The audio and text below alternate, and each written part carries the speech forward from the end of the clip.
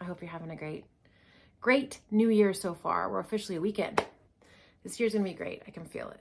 It's gonna be a real shift, and it's gonna be banging, lots of good things coming. So anyway, I was gonna do a really quick reading out of the Vortex by Abraham. But before I jump into that, I just wanted to touch base and say how grateful I am that you're here.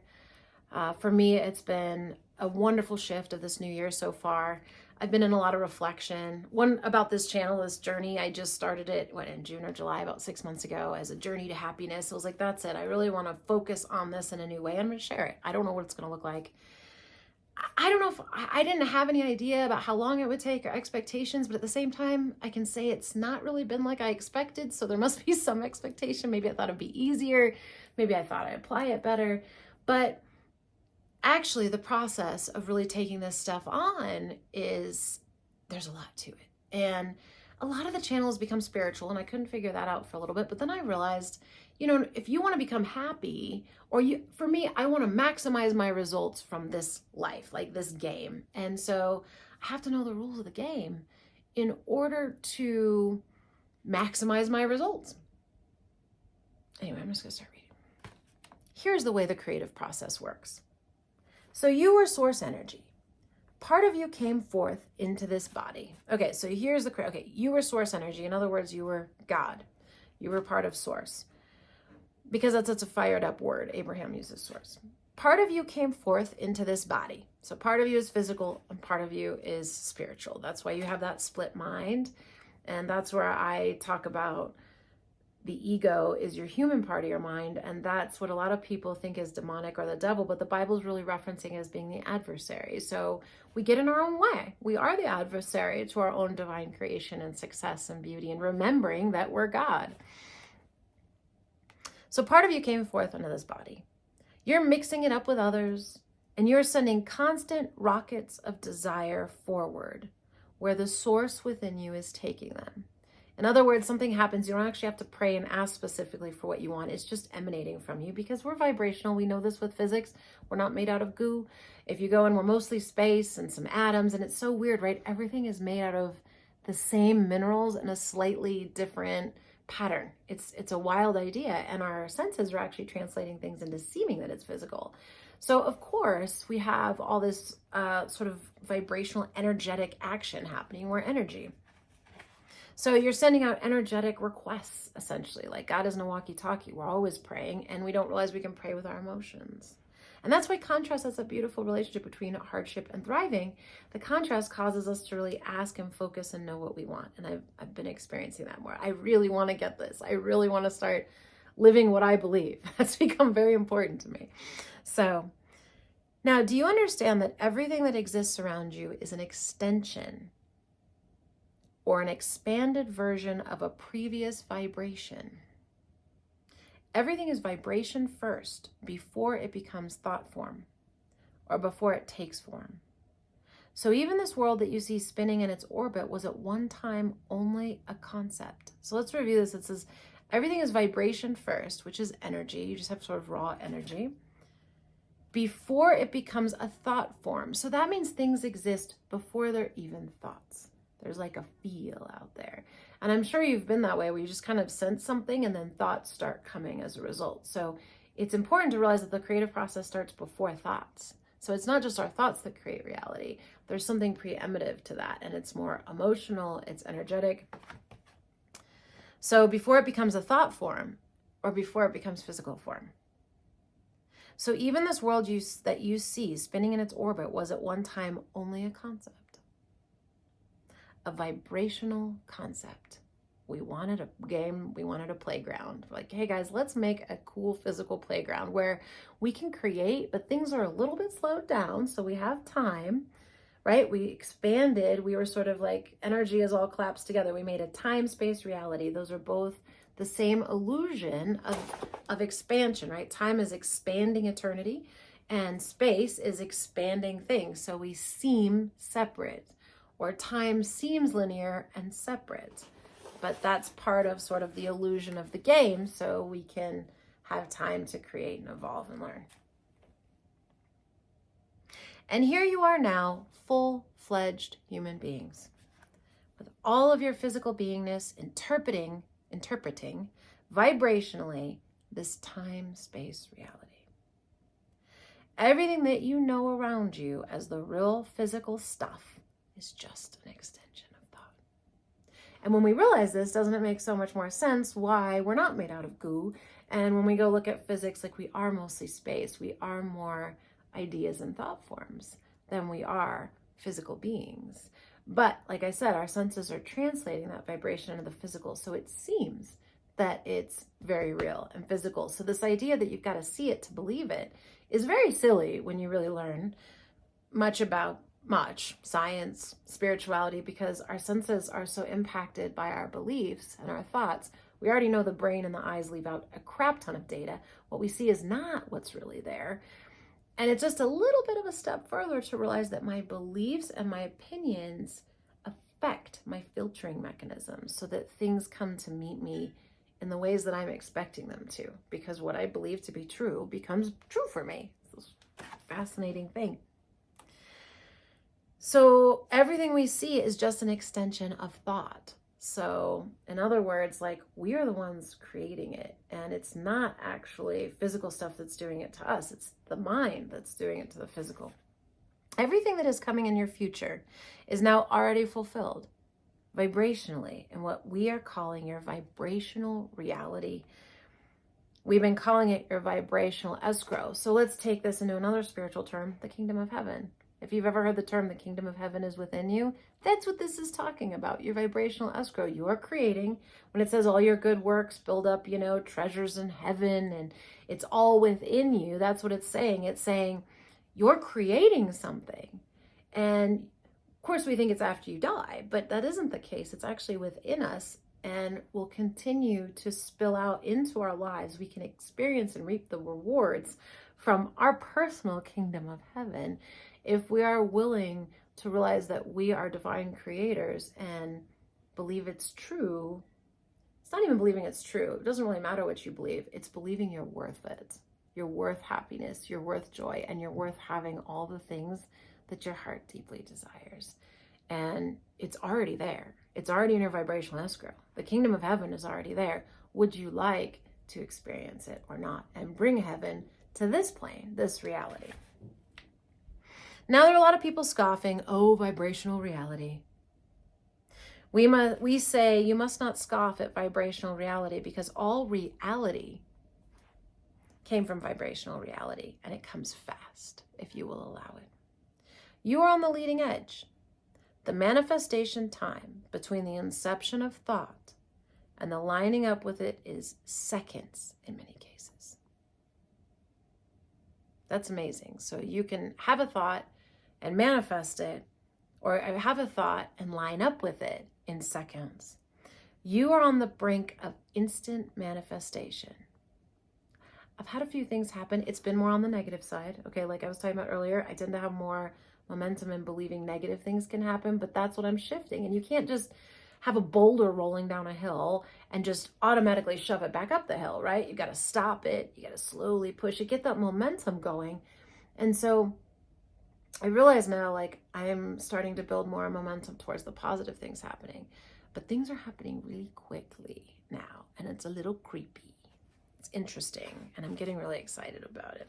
But again, I manifest faster on the negative side, but manifestation is manifestation. Then I'm noticing it, then I'm connecting the dots between what I'm thinking and what's showing up. I mean, it's pretty obvious, but is pretty cool because you begin to really get the legitimacy of this. I don't know that you can really get it until you really start practicing it and living it, right? Because words don't teach, only life experience teaches. And you got to start it, practice it, and live it. And we're not so good anymore about tripping and falling and getting back up, or making those mistakes and continuing to go for it and realizing that's part of the process. Learning and being a beginner is part of the process. And in order to be an expert, you have to be willing to do the messy beginner part. And I think so often now we all want to be masters in certain areas, but we don't want to go through the process of being a beginner and looking like an idiot and feeling the struggle and having the hard time. But the payoffs are huge. And I figure if I can do it with other things, right, I can do it with this, because to me, this is the answer and how it works. And once I get this, I mean, everything gets easy, right? Easier. So you're on the brink of instant manifestation in many cases for this reason. You're not new to creation. You are long-time creators. We're very old. And you have set a lot into motion even before you came into this physical body. I don't know about you, but I find this comforting. I love this idea. You had a vibrational escrow brewing before your feet even hit the ground here. So in other words, we were designing sort of what we wanted to do and focusing on what we wanted to see happen before we got here and got kind of all mucked up with everything that's happening in our faces. That brings me a lot of comfort because I would have had much more clarity before I came. And all that stuff is still lined up for me. That really makes me happy. And now, with the last conversation you had with someone, the last thing you watched on television, with the last book you read, with the last movie you went to, with the last thought you thought, you have been contributing to this vibrational escrow. And it is brewing. No, it is swirling. It is a giant vortex of attraction. It's important to remember, and I've been realizing this, you have a vortex of the things you want and a vortex of the things you don't want. And we don't want to think about the vortex of the things we don't want. But that's why I've been starting to get scared about being upset. I'm like, oh my God, I'm attracting that. And I've lived that. I've done that. I don't want to do that. Right? So that's why it's so important, not out of fear, but we all want what we want, right? I want to attract the attraction, the vortex of attraction of the things I want. So now you've been hearing about the law of attraction, but few are even coming close to understand the power of it. This is the law that creates worlds. See, we underestimate it. We're thinking about like, I just want a $2 raise. This created the entire planet, the universe. It creates everything out of nothing. I mean, it's not really nothing because there's obviously a lot of consciousness. And so consciousness and energy or consciousness that directs this energy it actually does create, like it actually becomes something physical. Something can come from nothing or from consciousness, focusing energy. Or this power that creates worlds, which is really God, not a conscious dude sitting in a chair. Not that there's anything wrong with believing that, and you can study this stuff and believe that. But when you start to think about God as sort of this creative force that's being directed by consciousness, a loving, benevolent, fantastic force that is so powerful and just does its thing all the time. It's pretty cool when you start to consider it. So here's the swirling energy. How'd it get there? You put some of it there before you were even born. You've been putting it there every day of your physical experience. So here's this vortex of becoming. This vortex of becoming. This vibration. This pure vibration of all the things that you want. All the amended details that you've been asking for. So desires, thoughts. I mean, think of all the thoughts you've had of things that you want and don't want. Like all of that is going in there. It's quite a bit. Here it is swirling, swirling, swirling. And the law of attraction is summoning all. Hear this, all cooperative parts to it. So it's like a giant magnet sucking everything in. So how it works, we can't even begin to put our minds around to think of everybody's details of everything they want, coming together and working out. But there's obviously a magnetic, energetic component, and this creative force is able to match it all up and then bring it in if we're the right space for it. So what do we mean cooperative? What do we mean? Cooperative parts meaning things of a vibrational match. So you don't have a lover, you asked for a lover. You had a lover with no money, you asked for a lover with more money. You had a lover who didn't like you very much. You asked for a lover who really likes you. You had a lover who didn't share your values. You asked for a lover who shares your values. In other words, you've been building this escrow, and this escrow is vibrationally vivid and real and attracting. So here's your requests on all kinds of subjects. And there, as your request is pulsing, because it's being tended, no, it's being known. No, it's being bead. Because your divine part, the part of you that's still source and God, is holding the vibrational attraction point 100% where your human part isn't, at least mine isn't, but holding that perfect vibration of everything you want and attracting to it. And thankfully that part of us is much more powerful than our human part, but the human part can still stop it. Okay? So it's being bead by the source within you. The law of attraction, the powerful law that creates worlds, is amassing all cooperative places, peoples, events, things, so things we don't have to worry about. That's what Emmett Fox in one of my videos was talking about, outlining in the Golden Key. Don't project out how things are supposed to work out. You're going to delay your demonstration. This is the same thing. It's saying, you know, all the people, places, events, things, that's God's job. That's Source's job. That's that creative force. That's its job. All things necessary to fulfill what you've been asking for are being drawn by this powerful vortex of attraction. The question we want to put to you is, are you cooperating? This is where I've been. Are you cooperating with your own desire? No, I'm bummed that I don't have it. Or I see it as a failure if I don't have it. Are you a vibrational match to your lover? No, I'm mad at the one I got. Are you a vibrational match to the well-being that you're asking for? No, I've joined an online chat group and we complain. We complain all day about how bad it is. No, I am in my human form the one uncooperative component of my creation. It's funny, I didn't pre-read this and I'm like, oh my God, this is exactly how I've been feeling. I am the one uncooperative, and I've been getting really frustrated over it. And then I'm even worse, an even lesser cooperative component. But this is life. This is the journey, right? This is why we're doing it. You have to be going through the same thing if you're on it.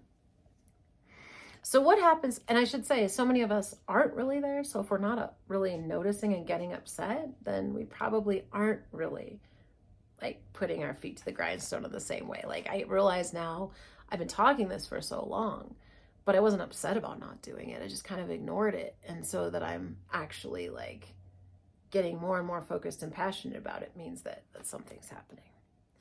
So what happens to your creation? Do others get it? No, they've got their own going. So will my creation go away? No, it'll just get bigger. And that's the cool thing, because we're not on a one lifetime. Well, and it doesn't matter what you believe. For me, I know that we're not on a one lifetime creative mechanism. So even if you don't get it this lifetime, that's pretty cool.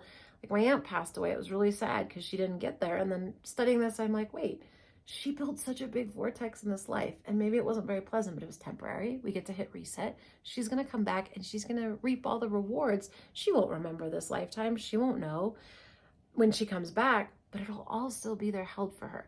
That is something that speaks to a truly unconditionally loving creator, because nothing is lost. Nothing is gone. It's all going somewhere, and you're continuing to learn, and you always get to reap the rewards when you're ready, because you have free will. You're free enough to choose bondage.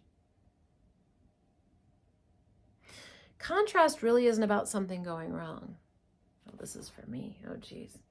We want you to reach the place where you are willing, not just willing, but determined.